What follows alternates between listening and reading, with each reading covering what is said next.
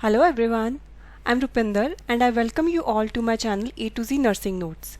Today I will be discussing about increased intracranial pressure. Now what does the cranial wall contains? The cranial wall, it contains three components, that is the brain tissue comprising of 1400 grams, the blood of around 75 ml, CSF around 75 ml. Now all of these components, they exert some pressure on the cranial wall, and that pressure, it is called the intracranial pressure, right? The volume and the pressure of these components is in the state of equilibrium, that is they maintain a balance in between them and produce a firm, like a consistent pressure on the cranial wall called the intracranial pressure. And usually this pressure is measured from the lateral ventricle. The normal ICP is 10 to 20 mm of mercury, and if the ICP is more than 20 mm of mercury, it requires immediate treatment. Monroe-Kellie hypothesis. This hypothesis states that the skull is a rigid compartment, and if the volume of one component increases, another must decrease to maintain the equilibrium. By equilibrium, we mean balance, or the state of balance, right? So if the amount of the volume of CSF it increases, so the volume of the blood will decrease to maintain that balance, or if this amount of blood it increases, the amount of CSF it will get reduced so that the balance is maintained. Now what are the causes of increased ICP? The ICP, it can increase because of some head injury or brain tumors, subarachnoid hemorrhage, toxic and viral encephalopathies, bleeding, hematoma or hydrocephalus, right? What are the factors affecting ICP? They are body temperature, oxygen status, body position, arterial and venous pressure, and the increased intra-abdominal thoracic pressure like vomiting, bearing down, flexion of hip. In case of body temperature, if the person is experiencing hyperthermia, then the ICP it will raise. And in case of oxygen status, if the hypoxia occurs, then the ICP will increase, and if there is increased carbon dioxide, then also the ICP will increase. Now what is cerebral perfusion pressure? It is the pressure that pushes the blood into the brain, and it is hence there is the cerebral blood flow. Normally the CPP is 70 to 100 mm of mercury, and it can be calculated as the mean arterial pressure minus the intracranial pressure. So if the BP is 100 by 40 mm of mercury and the ICP is 16 mm mercury, so we can calculate the MAP as 2 times the diastolic blood pressure plus the systolic blood pressure divided by 3. So it will be 80 plus 100 over 3, which is 180 divided by 3 equal to 60 mm of mercury.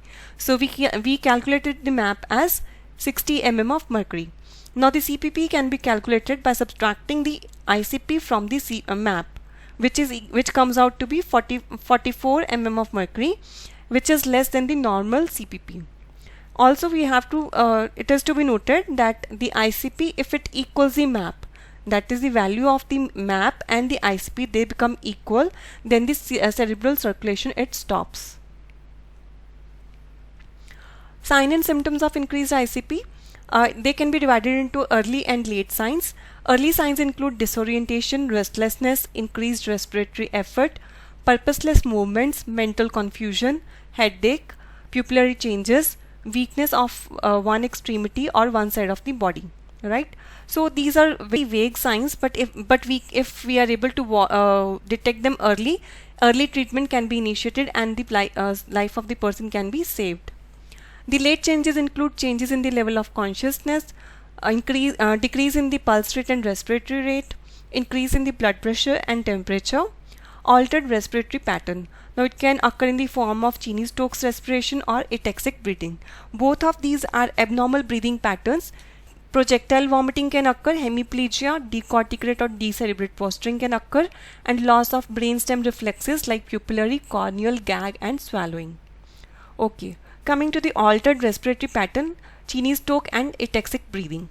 So as you can see from this picture, the cheyne-stokes, they are characterized by gradual increase in the rate of breathing, depth of breathing, and then decrease in the depth of breathing, followed by a period of apnea, and again this same pattern is followed, right?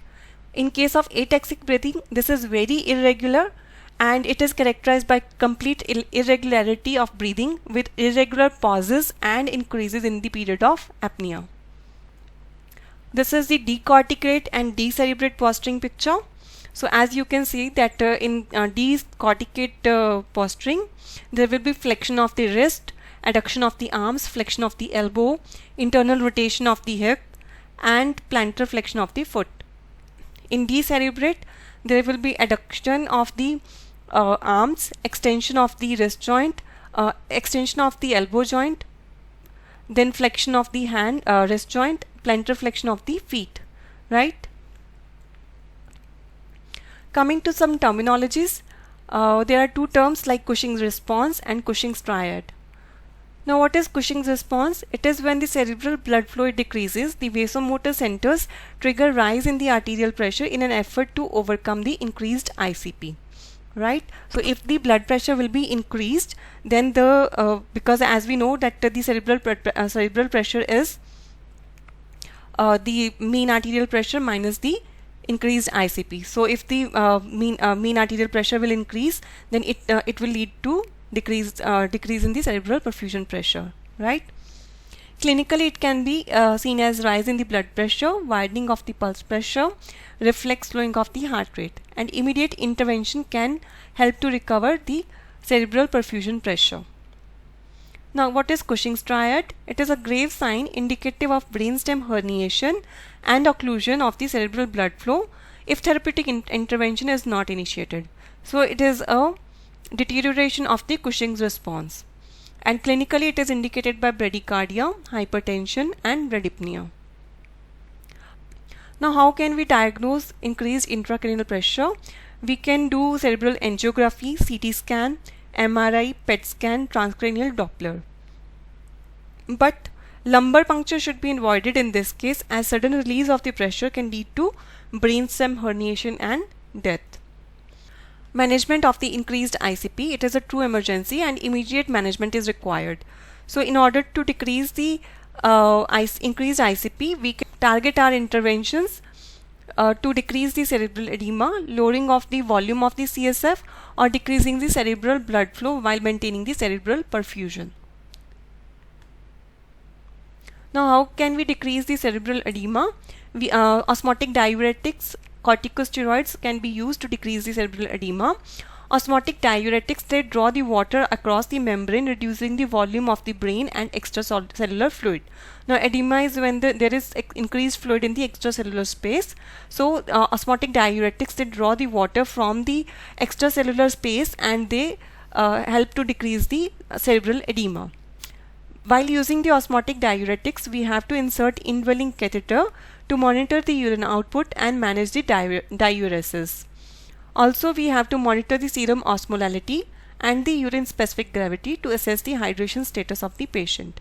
In case of osmotic diuretics, there may be chances of the patient getting dehydrated. So we have to monitor these two parameters constantly. Corticosteroids like dexamethasone can be used for the decreasing the cerebral edema, and we can restrict the fluid intake of the patient. Maintaining cerebral perfusion, it can be done by improving the cardiac output by using fluid volumes and inotropic agents like dobutamine hydrochloride. And we have to make sure that the CPP is maintained more than 70 mm of mercury. Reducing CSF and blood volume, therapeutic CSF drainage can be done, but we have to avoid excessive drainage as it can lead to the collapse of ventricles. Also, hyperventilation can be done in case of patients who are unresponsive to these therapies. Another thing is that we have to control the fever, as hyperthermic states, they increase the intracranial pressure. So what all measures can be done? Antipyretics can be administered, cooling blankets can be used. We have to monitor the temperature frequently, keep the environmental temperature low, pull down the blinds and keep the curtains, observe the patient for shivering and avoid it, and giving cold feeds and removing extra blankets. Reducing the metabolic demands, this can be done by administering high-dose barbiturates or sedatives, paralyzing agents and analgesics. Now because the patient will be restless and he may be having lots of movements, so these all will increase the metabolic demands, and so to avoid these to reduce these metabolic demands, the patients are usually sedated and paralyzed. So as we are administering these barbiturate, so we have to monitor the serum barbiturate levels to avoid toxicity. Continuous cardiac monitoring should be done, and we should be prepared for the endotracheal intubation and mechanical ventilation in case it is required. Arterial pressure monitoring and ICP monitoring should be done. Common high dose barbiturates which are used are pentobarbital, thiopentol and propofol, and the complications of these include hypotension, so we have to monitor the cardiac activity of the patient. That's all for now in the increased ICP, and I will be coming back with another video on the nursing management of increased ICP. Thank you very much.